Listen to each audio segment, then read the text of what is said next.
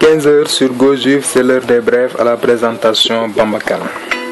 La police a retiré son permis de conduire au buteur argentin de la Juventus de Turin, Carlos Tevez, surpris en fort excès de vitesse sous le tunnel du Mont Blanc, rapporte jeudi la presse italienne. Les faits se sont produits mercredi lors du jour de repos accordé par Max Allegri à ses joueurs au lendemain de la victoire en demi-finale allée de Ligue des Champions face au Real, au cours de laquelle l'Apache s'est montré brillant. La vitesse maximale autorisée dans le tunnel est de 70 km/h, mais la presse ne précise pas à quelle vitesse roulait le joueur de football. À 31 ans, le joueur n'en est pas à son premier coup d'éclat. La Juventus Turin ne cédera pas facilement Paul Pogba. Giuseppe Marotta, le directeur général de la vieille dame, avait indiqué qu'il n'envisageait pas le transfert du milieu de terrain tricolore. Courtisé par les plus grands clubs du continent, le footballeur de 22 ans intéresserait le FC Barcelone, mais le board catalan aurait été refroidi par le quadruple champion d'Italie. Si l'on en croit le quotidien Tuttosport, les dirigeants piémontains auraient tout simplement repoussé une offre de 80 millions d'euros des Blaugrana pour l'ex-sociétaire de Manchester United. Le Barça va donc devoir se montrer plus convaincant pour enrôler le Seine et Marnais liés jusqu'en 2019 avec la Juve. David Trezeguet, l'ancien attaquant de la Juventus Turin de 2000 à 2010, a confié ses impressions après le succès de la vieille dame face au Real Madrid 2-1 mardi en Ligue des Champions. Pour Trezeguet, la formation de Max Allegri a vraiment toutes les chances pour la qualification en finale.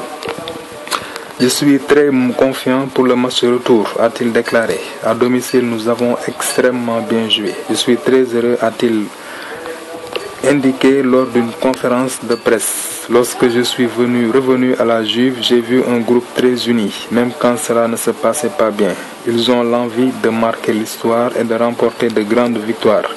J'ai revu ma Juventus d'antan, celle qui a tout pour remporter des titres, a-t-il indiqué. Voilà, c'est tout pour ces brèves. Merci de votre attention. Forza Juve. À présent, je vous propose la rubrique du Juventologue.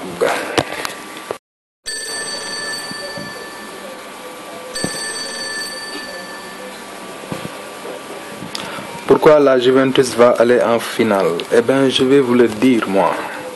Mardi soir, la Juventus a réalisé un gros coup en s'imposant sur sa pelouse contre le Real Madrid. Même si la petite victoire de 2-1 nous promet un match retour très ouvert, la Juventus en finale, nous y croyons et voilà pourquoi. Parce que la Juve s'est toujours qualifiée en Coupe d'Europe après avoir gagné 2-1 à domicile à l'aller. C'est arrivé 5 fois et sur les 3 dernières éditions de C1, toutes les équipes hôtes du match aller en demi-finale sont allées en finale. Et après les 2 matchs allés de cette édition, la Juve et le Barça ont toutes les deux pris une option pour la finale. Parce que être opposé à une équipe italienne qui n'a besoin que d'un nul est le plus grand challenge dans le foot. Selon Jürgen Klopp, le coach de Dortmund, avant le match retour, après avoir perdu 2-1 au match aller en 8e de finale contre la Juventus. Si Turin ne s'était pas embarrassé et avait gagné 3-0 au match retour contre le BVB de Jürgen, il est vrai que les Bianconeri avaient clairement joué la tactique du match nul contre Monaco à Louis II après avoir gagné le match aller au Juventus Stadium.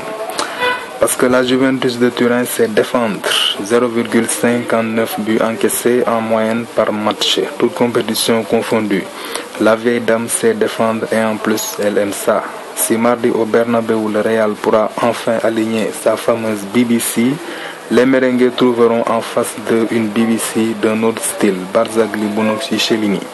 Le fait que les 3 défenseurs jouent ensemble depuis 4 ans a instauré une confiance entre eux, ce qui n'est pas négligeable. D'ailleurs, selon Bonucci, le trio défensif accompagné de Buffon derrière serait la meilleure défense du monde. Ça reste à prouver parce que Morata,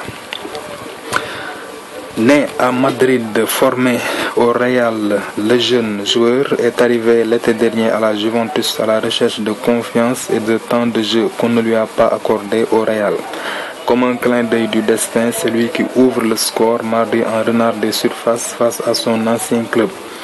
À noter, le contrat de vente de l'Espagnol comporte une clause de rachat pour le Real à 30 millions d'euros.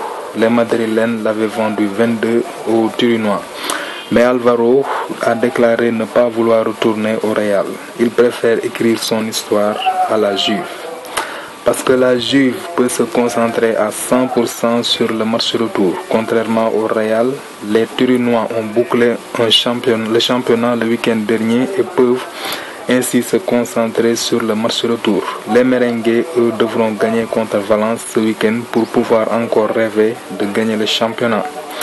Parce que la Juventus a faim d'Europe. La venue d'Allegri cette saison a été synonyme de renouveau pour la Juve après 3 saisons sous Conte décevantes sur le plan européen.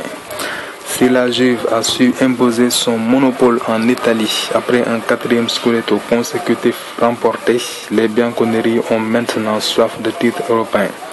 Pour rappel, la dernière fois que la vieille dame atteignait les demi-finales, nous étions en 2003. Cette année-là, les Turinois étaient d'ailleurs allés jusqu'en finale avant d'échouer face au rival milanais. Parce que Pogba, après une triste sortie en larmes sur blessure contre Dortmund, et une cinquantaine de jours plus tard, Pogba devrait être de retour contre le Real la semaine prochaine et probablement dès ce week-end pour Cagliari, histoire de se remettre en jambes. Si le jeune Français a marqué la Serie A cette saison de ses gestes techniques et de ses frappes lointaines, il doit encore faire ses preuves en Europe et pourquoi pas le faire lors de la demi-finale de retour contre le tenant du titre. Parce que la Juventus s'est jouée à la barcelonaise et ça lui réussit. 27, c'est le nombre de passes réalisées par les Bianconeri avant que Casillas ne dévie le tir de Tevez dans les pieds de Morata et que celui-ci marque. Les joueurs de la Juve nous ont offert une belle séquence de jeu digne du tiki-taka du Barça. C'est en tout cas un record de passes cette saison en Ligue des Champions. Parce que la Juve est l'outsider que personne n'attendait. Tous les petits pas faits ensemble ont amené notre euro juive à 90 minutes de la finale.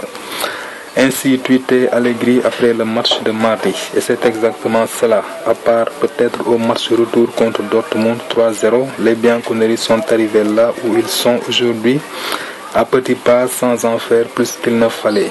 Jouant le nul quand cela était suffisant contre Monaco ou Atlético en poule. La Juventus est l'équipe que personne n'attendait, mais surtout que personne n'a vu venir.